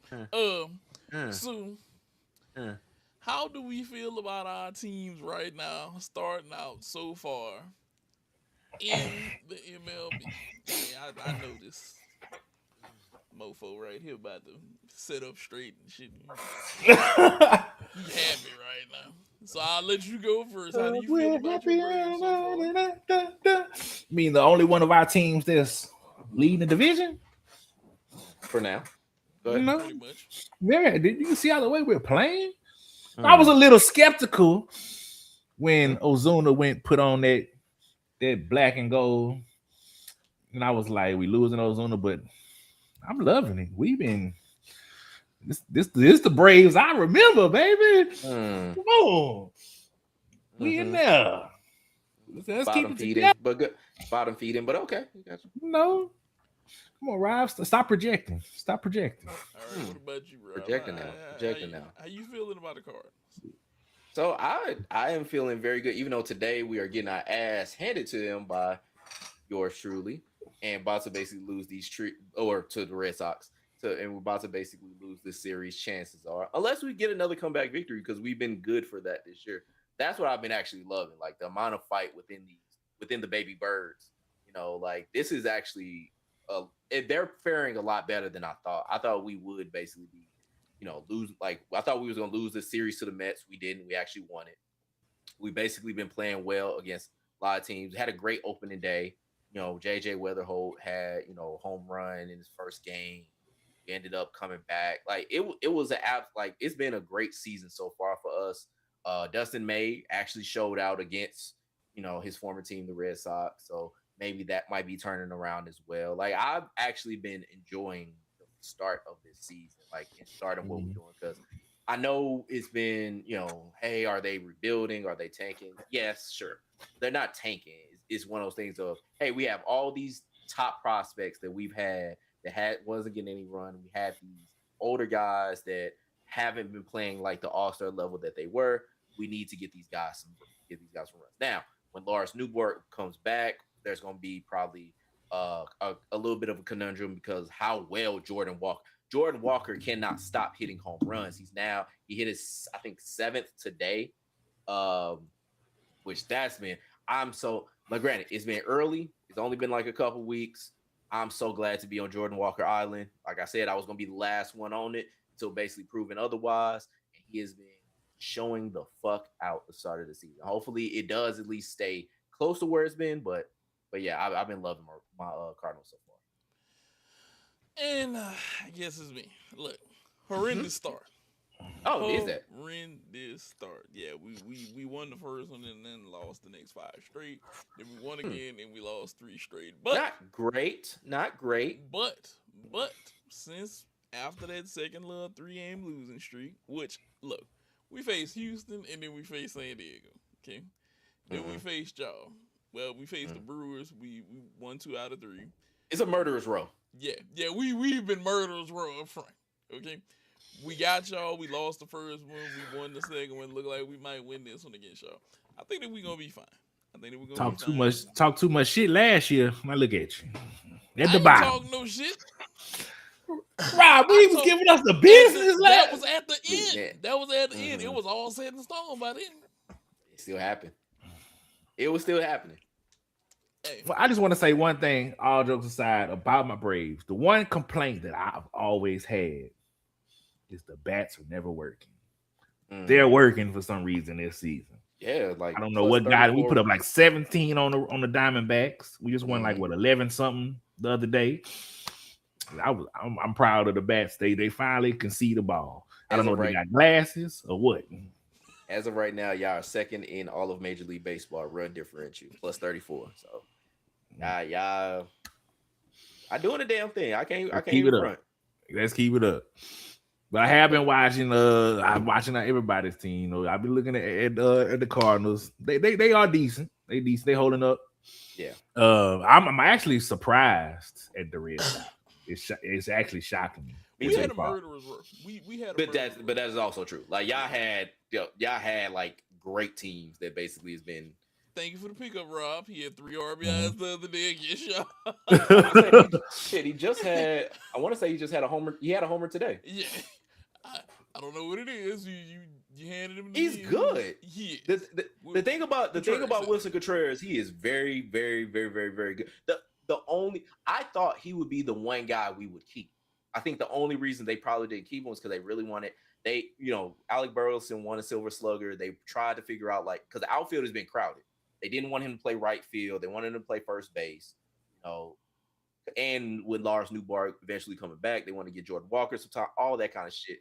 But basically, I was kind of surprised that he wasn't the one guy that we kept. Plus, they wanted to keep the DH open for Ivan Herrera. Like, yeah, it was just that they got a good haul for him. Like Brandon Clark, who's supposed to be good from y'all. And I try to think who else was in that trade. But yeah, no, I love Wilson Contreras, and he was. All 3 between Sonny Gray, Wilson Contreras, and Nolan Arenado, absolute pros. I can't say shit bad about them. They wanted to stay in St. Louis. St. Louis just wasn't shit. And they knew it, and they didn't want to waste their time, which I understand it from both ends. Yeah. But I think so far everybody's gonna be pretty good. You know, I think we got a good stretch coming up. We're gonna climb from our All for us all to get our ass kicked by the fucking. I bought my championship Dodgers. I can't be mad at them. I can't be mad at them. I'm like, dang, bro. I can't be mad at them, bro. Hey. I cannot be mad at them because they spending more money than the rest of us, and you know what it is. And now they spend more money, they get better results. I can't even be mad at it. They're doing it right. Once Rob was like, man, they spend like 70%, and I say, and this is why everybody else can't be successful. Bet them. I like we just they harding me. Why somebody called my job with the last name Yamamoto? I say them bastards hunting me, goddamn, even at work. He's like, no, everywhere I go, they sending Dodgers shit at me. They high for shit. Spelt the exact same everything. I'm like, look at this. I should not answer this phone. I've been like, did you pitch 6 innings the other night before you went home? I'm a little upset with you. Is your address in Los Angeles? Let me check. That'd have been one of the I'd have be like, you was out there pitching 6 innings out there. I got you. Oh my goodness. Now we My know bad, we gotta y'all. talk NBA. So do you really think Jokic might get robbed of this MVP? So, okay. So I've been seeing and Jokic to me is the MVP. Not just because his team, yes, they are worse. They haven't been playing as good. But he's been carrying them. Like, they've had issues, they've had injuries, blah blah. He's about to lead the league. He's going to get the rebounds record or rebounds title and assist title for this season, while being like in the top 10 in scoring. Yeah. Like, he's averaging a triple double for the season. Yeah, like let me pull up his stats. Like, he's averaging, let me get it 1 second. I just clicked off of it. He's averaging 28 a game, 13 rebounds, 11 assists, bro. For the season. For Which the his numbers season. are up. They up from last year. Yeah, like, that's crazy. Averaging a triple double for the season, dog. And basically being like the dude on that team. Like, because we talked about it. They don't have another all-star. Like, well, Jamal Murray is now their other all-star. But that's it. They don't have like this crazy nice roster where it's like, oh my God, here's who I could be afraid of. Here's who I could be afraid of. No, it's a team that's built around him. The team basically is him. So how don't you give them? Yes, SGA. I think he's the leading the league or one of the league leaders in scoring. They've had their injuries too, but he won the MVP last year. And when it comes to like, hey, I got a guy averaging a triple double, it reminds me of my argument what I was making about Kyle Raleigh, because people kept talking about me in my pronunciation. It's the St. Louis in me. I can't do my R's. But like Kyle Raleigh, he basically, I said, got robbed because he hit 60 home runs in the season at the catcher position as a primary catcher and played most of the season as primary catcher. He got Aaron Judge got the MVP for the AL last year. Granted, Aaron Judge had a spectacular season last year. Everything like that was absolutely deserving. But when you get 60 home runs playing at the catcher position, I don't give a fuck what you're talking about. That is fucking difficult. If you understand how hard the catcher position is, with how many things that you have to basically focus on your staff, focus on basically getting hit by these like foul balls all the goddamn time, having to crouch so all your power that comes from your legs is still basically crouched in a position that's very much uncomfortable, and you have to do that for 130 times, 140 times a game or each game for all these games. Like, how hard it is to basically be that and have a team that won their division and was one of the best in your respective league. I don't know how you don't give that the MVP, but be that as it may, it's the same thing with Jokic. He's at a team that basically doesn't really have any other big stars or any other like players like you could talk about, even though he's been gone most season, Jalen Williams or Chet. He doesn't have a Chet on his team. Whatever you say Jamal Murray is, like, Jamal Murray ain't really like got the potential like Chet got. you know. And so, like, if you're talking about Jokic averaging a triple double, and being the heart and soul of that team, because if they weren't, they'd probably be out of the playoffs, like completely. Like, you got to give it to Jokic. I don't know how you don't give it to Jokic, dog. You have to. I think it's just that simple. I don't think Wemby is a good. It would be a good like MVP candidate. He is probably the most effective person. Shea would be next, and Jarvis's boy Luca ain't gonna get what he looking for. He's out of there, so it has to be Jokic. Yeah. It's simple. Yeah. I think everybody's saying SGA is the dude. Like, SGA is gonna be. He ain't MVP this year. He ain't got the MVP stats this year. I feel like. You think so? Because like I've seen him kick motherfuckers' ass when he was out. So it's like he's not showing that he was that valuable to where they needed him. Like, honestly, I feel like now some instances where I saw somebody talking about on ESPN about the 65 game thing. They feel like it was like on SportsCenter. They feel like there should be some exception when it's like a real serious injury. Nah, it shouldn't count. You know, the games you miss because you want to do the load management. Yeah, that's bullshit. But legitimate injury, like Wemby broke it down. I know you've seen his mathematical skills. You know, I play 60-something games, 30-something minutes a night versus somebody playing 70 games, just 20 minutes. I done played more minutes, just less games. But yeah, like that one game for Luka, that's her, because he is a team. Like, to me, he is the most valuable player of the Lakers. Damn near averaging 35. See, like, honestly, he damn near averaging 35. Come on now, you ain't seen that since Jordan. 33.5. He's leading the league. Actually, we have seen that in James Harden. I'm just throwing that James Harden, yes. I remember James Harden, yeah. But honestly, you know who I feel like is getting cheated? Not really cheated because he got a legitimate injury, missing it. If it wasn't for injury, Cade Cunningham. I can see Cade. But if it wasn't for the injury, without him to a certain extent. Yeah, they found a way. But to your point, they do, like, we literally talked about this last week about the Luka's agent's gonna basically be putting in for the extended, like, it's the extraordinary circumstance clause in the CBA because he's only gonna miss because he's at 64 games. And basically, he's gonna miss the rest of the regular season and everything like that. So man, just throw him out there Sunday, man. Well, just have him sit in the corner. Just have him sit in the corner. He's got to play 20 minutes. He got to play at least like 20 minutes. He can sit in the corner for 20 minutes. but yeah, they're going. His agent's gonna put in for that, and not like I said on the show. I'm against it. If you're gonna basically be standing, because it's not necessarily against Luka, it's against the rule itself. Yeah. Like, if they gonna basically be assholes about this whole needing to be 65 game rule, whatever, I don't think it's necessary. They should get rid of the fucking rule. If you're gonna basically be so much sticking to, you got to play 65 games and you got to play these many minutes, don't give it to him. Because if you're not gonna give it to him, give that same circumstance, have it with Cade, have it with Anthony Edwards, have it with all these cats that are going to basically miss all NBA because they didn't play enough games because they were legitimately injured. Like, Anthony Edwards, I feel like even if you want to have it, I think the games that they were legitimately injured shouldn't like count against them. Some way to figure that out. They gon' because the thing about it is, I think that the part of that it's gonna be basically subjective because you say legitimate injury.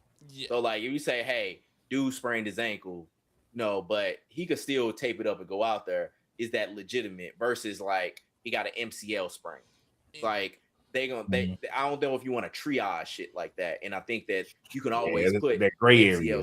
Yeah, like because I guess the way they used to have it. And I don't mean to cut you off, Nate, but like the way they used to have it was if you went on the injured list, you would have to sit out like a set amount of games. It used to be like you would have to sit out like say 4-5 games or something like that. Versus it being like, oh well, I'm hurt tonight, but I might not be hurt tomorrow, kind of shit. I think the problem with a lot of it is if we go too much by injury and if he gonna be out and what type of injury it is, whenever people are gonna quote unquote re-injure stuff, they're gonna be like, well, count that against him because he already had that once. You're gonna get people like that. Mm-hmm. If we gonna play by the rule, play by the rule. He missed it, he missed it. It's that simple. Just don't allow them to get everything else and do everything else, because I said it last week. The minute that we start making exceptions, they're gonna start playing with that rule and they're gonna try to manipulate it as much as possible. It's just like tonight I saw a thing. Mikal Bridges has started like every game that he's been as a Knick. So he started 633 consecutive games. So they're literally expecting him to start and then check out to keep his streak going. So I could see that. That's wild. I bet let me get my charger before I black out on y'all. You good? But it could, that's something just as easy could happen. Like, but it's, I'm telling you, them rules, whenever the MVP discussion became two things. They tried to put parameters on it to kind of help make certain people visible, I'm going to say, or make people more visible. And then we put parameters on the amount of games. And now it's like, I guess you could almost say, the minute that they do decide to bend this rule for somebody, all hell is gonna break loose. Yeah. All hell is gonna break loose, and we not gonna know which way to go. It's because a shit show. Because everybody could be, like it could always be some kind of exception. It's like, you know me, because like Anthony Edwards, like, man, you know me. You ain't know I ain't gonna try to miss no games. So why you gonna try to say that I'm abiding by it, or I'm not abiding by this rule? I'm not the person that should like I gotta basically be held to this rule, held to this standard. Just get rid of the fucking rule, man. Get rid of the fucking rule. Yeah. If that's gonna be the case, you might as well get rid of it. But I don't think we need to get rid of it. Cause we need to cut the list down. Some way. No, I don't think Wemby would have played if they didn't have a rule. I think he only played because of that rule. And that's it. Mm-hmm. And so now you got guys risking injury, which then basically keeps them out of the playoffs because they're basically going in games that they don't necessarily need to go in. Like Amin El-Hassan, who's a guy that basically talks NBA, he always says it. The voters always square this out. There's not anybody that basically wins the MVP with under like 65 games. The only one that was like Bill Walsh. So it's not as if like you're weeding out the people that you're trying to weed out. You're trying to basically put this mandatory rule and get people out there that really probably don't need to be out there, and then risking them to where they getting out there and now they're getting hurt. And then basically now they're out of the playoffs or getting hampered by the playoffs because they're on their feet when they don't need to be. So you're kind of fucking yourself while you're trying to basically make some kind of fix for the part of the season that you ain't really worried about, or you're trying to get more into. You need better marketing, my brother. At some point, the rule may need a pivot or a secondary. We gonna say like a secondary way of trimming this down if somebody does slip through the cracks. But if they already weeded out on their own, it's fine. But yeah, the voters gonna take care of that shit. Yeah, as long as they take care of it, it's fine. Now, I wanted to speak on this because last night I saw this and I watched it. And for boxing, I love it. But Netflix, either you've done something and they didn't say about it, or you just know that y'all about to drop the bag to get it done. But last night, Tyson Fury looked real sharp. He fought last night. He calls out Joshua at the end of it. Josh was sitting Josh was actually sitting there videotaping the fight with his phone while he was watching. Yes, he was. And Fury calls out Joshua. Josh was not really accepting of it, but Netflix pops up and says, "Oh, it'll happen this fall." Okay. So I'm not gonna say I felt some type of way about this, but I had to say this. Joshua, if you know you done already signed a contract or been in negotiation, you might as well just have finished the crowd hype for us and told him you're on, big man, instead of doing what you did. You should have pound game and say, hey, we gonna face off two of Britain's best. This is what we gonna do, instead of doing what you did. Because now I look at it and I'm like, you might get your ass whooped. You might get your ass whooped in this next one. Really? Yeah, I don't think he could beat Tyson Fury. Okay, but my fear of Tyson Fury is he's 6'9", he moves very well, and he has old boxer strength. Okay? Can I put the 10-4 do-rag on for a second? I'll put my 10-4 do-rag with the whole. I don't want this to be another Tyson Fury Wilder situation, because still to this day, there's no way you can make me believe that Wilder was really boxing. He did not look like himself in any one of them fights, and you can't tell me it's because he got outboxed. That shit looks staged. I don't know. I gotta say this. I don't know about that. That kind of looks staged, bro. I think he. Deontay Wilder is the Black Rocky. It just from looking at all his other matches versus how he performed versus Tyson, I'm like, this ain't the same person. Is this like a Steve and Stephon Urkel moment going on? What's going on? I think it, because we talked about it, like the Bronze Bomber, Deontay Wilder, his biggest defense was, I'm gonna hit you as hard as you can. Yep. Yeah, like, I'm gonna hit you as hard as I can and make it to where you don't want to hit me no more. Tyson Fury's biggest thing was, nigga, and like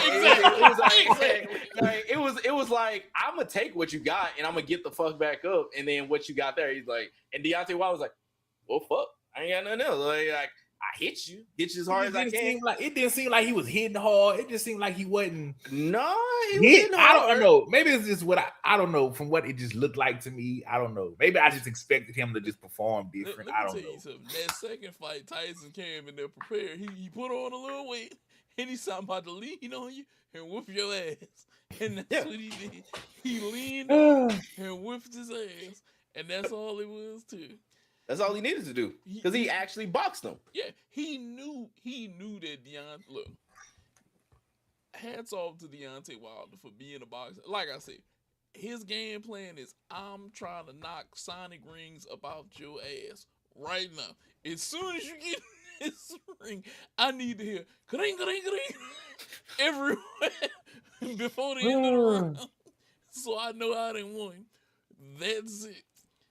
If I know people were like, oh, Fury versus Joshua, that would have been a more competitive matchup, just because Wilder might swing and knock Joshua's ass out. Because we just saw he gave Fury the best he could give him, and it wasn't enough. Mm-hmm. But he probably could have fought Joshua, and it would have been a better match. But Britain knows that they wanted these two guys to do this, and I'm gonna be honest, Joshua still, he didn't put that last ass whooping he took to the back of his mind. Okay, he trying to make sure, if I go out here and lose, I'ma lose to this dude who they think I'm supposed to, lose to. Which, I'm gonna be real, that last match that he lost, he look. It's certain people that you gonna get outclassed, And don't get me wrong, Anthony Joshua looked like he might shake back during that fight. But boy, whenever he got folded, and then I see, yeah, that's not the right one. Because Daniel Dubois folded his ass. I mean, look, he told him, old napkin, nigga, go ahead and pack your ass up right now. We go ahead and get him out of here. Which was a great fight. And then the Jake Paul shit. Yeah. Glorified sparring match. That's it. So we'll. if he's gonna fight Tyson Fury, I'm gonna say this: he better keep his chin tucked and be ready, because Tyson Fury is old man strength will whoop your ass sometime. Yeah. And he's 6'9", old man strength that can box. Yeah. Don't let him. He's like, don't let the Alexander Usyk fight fool you. Like, I still got it, motherfucker. Yeah, and Usyk knew that just as he made heavyweight, he knew that better movement is what was gonna win him that fight. The average motherfucker stepping in front of Tyson Fury is getting their ass for. Deontay Wilder done felt it. They all done felt this. They just wasn't ready. They just wasn't ready. Trust me, they wasn't. They thought they was ready. They thought they was ready. I can't say nothing about Joshua because I've only seen him fight Jake Paul. I haven't seen anything of Joshua. I'm gonna have to go back and look. Yeah, I haven't seen a ton of Joshua. I've seen like little bits and pieces. Yeah. So I'm gonna go peep it out. My problem with Joshua has been that he was touted as the guy with all of the talent that could do it, but he lost to Andy Ruiz, then he beat Andy Ruiz, and then he lost to Usyk twice.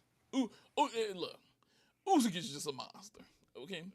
It's some people you don't step in there with, and then he had a little win streak. He had Robert Haynes. He beat up Francis, you know. But he knocked Francis out. Francis said he was tired, which I believe. Francis didn't look right. But that's no here, no there. And then he got in there with Daniel Dubois, and Dubois knocked his ass down 4 times. The first, third, fourth, and fifth. And whenever the 5th round came, he wasn't getting up no more. And he was just out of there. And yeah, he beat Jake Paul, like Rob said, glorified boxing match. We knew. We all knew Jake Paul couldn't get in there and fight this dude. Like, we knew this. But him fighting Tyson Fury is going to be a legit match. And I don't think AJ... I think AJ is looking at it like this. If he goes the distance and it's either a draw or a split decision, I'll take my loss like that. Okay. I think he just doesn't want to be knocked out. And because I'm saying that, I think Tyson Fury is going to try to knock his ass out. Oh, absolutely. Oh, you know he's going to try it, yeah. He's going to try to knock him out. Yeah. It's that simple. He's going to be around there. I'm going to knock your ass out. And if he knock him out, he knock him out. Which would be crazy. I don't think he wants to go out like that, though. Because I'm ignoring, like, that other... I don't even know when that shit is supposed to happen. That other old man boxing event. Yes. Oh, yeah. I mean, shit. I'm about to say which one. I think Mayweather is supposed to fight somebody this month. Why? Yeah, because I think isn't the Pacquiao the Manny Pacquiao, because he's supposed to fight like I think either 2 straight months or 2 straight people. But yeah, because Tyson, what is the Tyson shit? Mayweather Tyson is the end of the month on the 25th. And then the Pacquiao shit, which that's what I thought you were saying. Like, I want another one of these. Don't get me started on that, bro. Because we shut down the casino. Everybody was watching the fight. Ain't nobody was working. We was watching that Pacquiao when they cheated Pacquiao. I don't know. I ain't never seen somebody lose when they landed more punches. No knockdowns with a broken hand or whatever it was. It was rotator cuff. And they refused to give him the cortisone shot for him too. So he fought through the pain the entire time. Exactly. Like I said, look, after he had surgery, he bounced back, and I think he knocked out the next person. And Floyd was in the audience, and Floyd was like, "Glad I dodged that bullet." I think didn't he land more than Floyd through or something like that? That was just him getting that win. That's it. Let's see.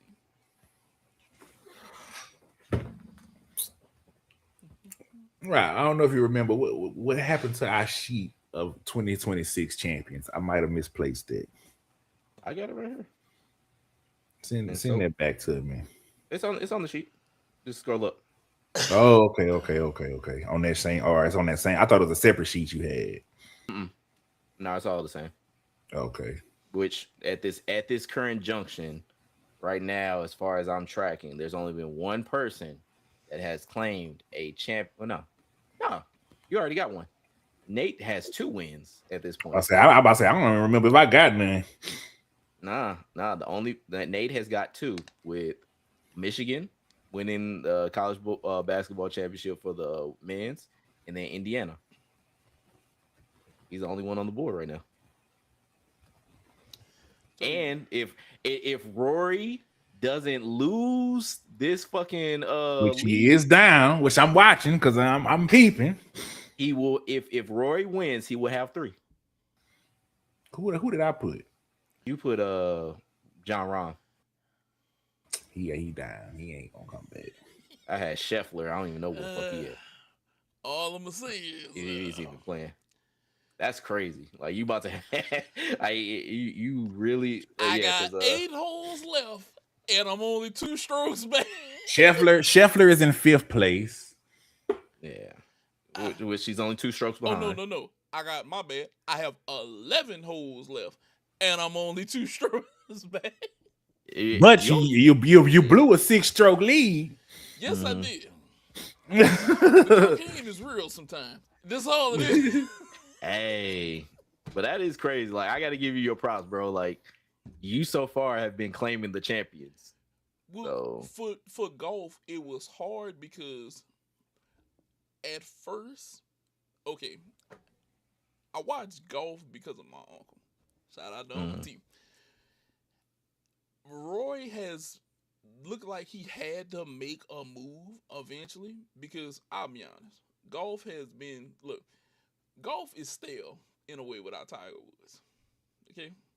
If you say Tiger Woods, like attendance goes up 15, 20%, views go up 30% just for having Tiger there. And don't talk about if Tiger was to make it to the final round, okay?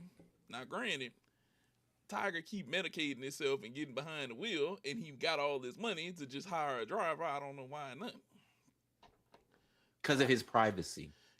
He doesn't. I'm like, nigga, you're fucking Tiger Woods. I mean, look, if you you gonna pay it. We watch Power. You can pay a motherfucker to drive you around to your seedy spots. Like, nigga, it ain't like you need to basically it's NDAs, Tiger. You've been here before. All right, act like you've been here before. Sneaky motherfucker. You ain't gotta hide it no more. Are you still in a relationship, Tiger? I hope not. You was out there with them women, boy. You was out there living a different life. And I'm mad because I almost picked Young, bro, and I changed my mind. Oh, really? Yeah, I almost picked Chase Young. Yeah, I mean Cameron Young, not Chase Cameron. But it's gonna be a run. It's gonna be a run. I don't know how he dropped them 6 shots last. He shot a 67 and then a 65, and I was like, oh, I'm on my way to 3.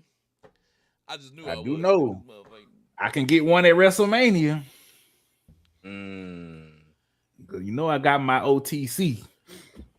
True. Yeah, you do. Let's see. You also picked Theory.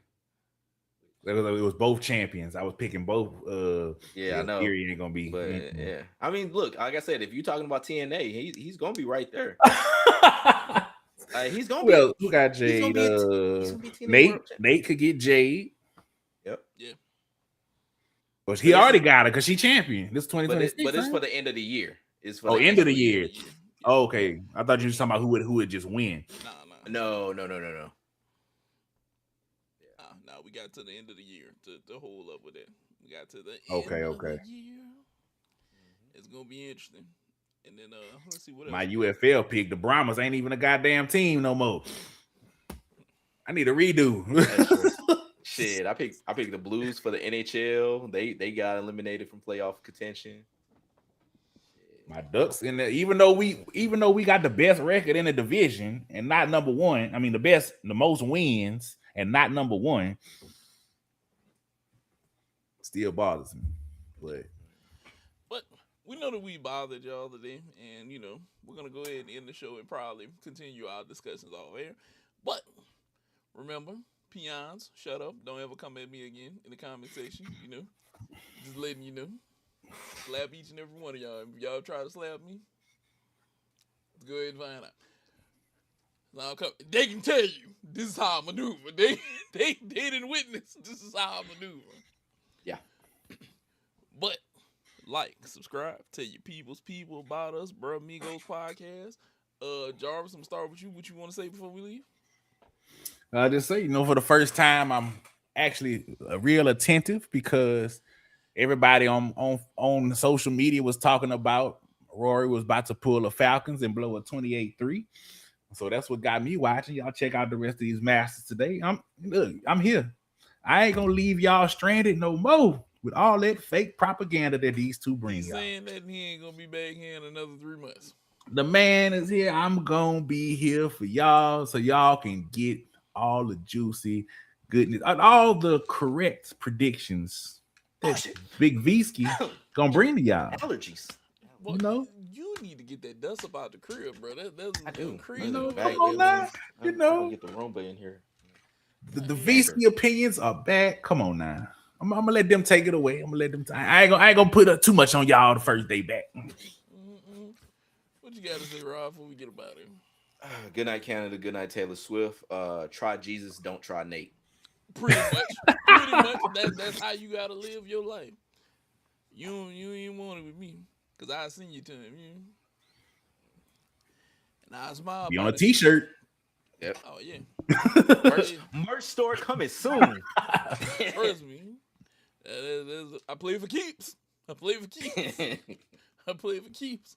But if you guys haven't, subscribe to this channel, the other channel, Instagram, me and Rob on Blue Sky, we always, Rob is always talking, I got to get back. I came shoot y'all a couple ones, and I went back in my head again.